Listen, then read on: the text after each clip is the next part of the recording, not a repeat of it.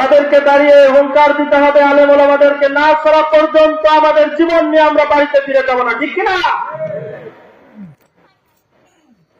কুরআনুল কারীমের উপরে তাফসীরুল কোরআন মাহফিলের উপরে 144 জারি হয়, যেখানে কনসার্ট হয় সেখানে জারি করতে পারো না,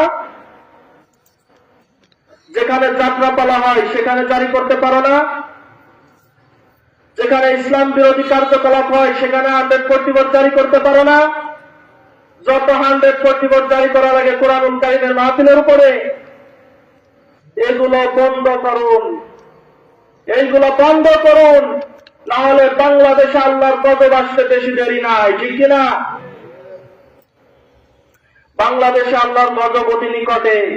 আপনারা আলেম ওলামাদেরকে ছেড়ে দিন, আল্লাহ রাব্বুল আলামিন রহমত করবেন বাংলাদেশের উপরে। যাত্রাপালাগুলো বন্ধ করে দিন, কনসার্টগুলো বন্ধ করে দিন, বিয়ের অনুষ্ঠানে যে বক্সের ট্যাক্সের চালানো হয় এগুলো বন্ধ করে দিন। সুন্নতি খাতনা দিবে, ওইখানেও ডিজে গান আছে না নাই? ডিজে মানে কি জানেন? ডিজে দোজক, যেতে জাহান্নাম। কয় না ডিজে আব্দুল্লাহ, দোজক জাহান্নাম আব্দুল্লাহ, ঠিক কিনা?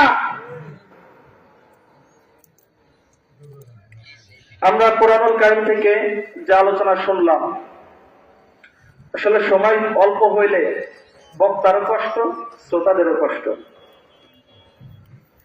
আমরা এখান থেকে যা কিছু শিক্ষা গ্রহণ করলাম, দুইটা জিনিস আমরা শিখতে পেরেছি। একটা হচ্ছে নামাজ পড়তে হবে, ঠিক কিনা? অনেকে নামাজ পড়ে না, রাত করে ওয়াজ শুনবে, ফজরের নামাজে কারোর খবর নাই। মা বোনেরা যারা আছেন, আমি তাদেরকে বলে যাচ্ছি আজকে, যারা ফজরের নামাজে ওঠে না, মা বোনেরা তাদেরকে ফজরের নামাজের সময় উঠিয়ে দিবেন। যদি কেউ না ওঠে, যেসব যুবকেরা আছেন যারা বিবাহিত, তারা আর একটা বিয়ে করবেন। এই মা বোনেরা আপনাদেরকে ফজরের নামাজে উঠাই না কেমনে, তাই দেখি আগে। আর মা বোন যারা আছেন, আপনাদের সতীন ঘরে আসতে না চাইলে যারা আছে তাদেরকে, আপনাদের স্বামীদেরকে ফজরের নামাজের সময় যদি পানি ছিটিয়ে উঠিয়ে দেওয়া লাগে, আপনারা উঠিয়ে দিবেন, না হলে আপনাদের খবর আছে। সতীন কিন্তু আপনাদের ঘরে চলে আসবে, আপনাদের কাছে থাকতে দিবেন না। ওই শয়তান থাকে কোথায়? নামাজ পড়তে রাজি আছি না নাই? আরেকটা জিনিস শিখলাম, সেটা হচ্ছে কোরবানি করতে হবে।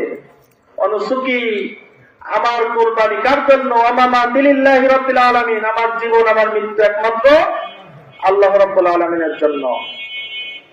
আমরা সকলে নামাজ পড়বো তো ইনশাআল্লাহ? হাত তুলি তো।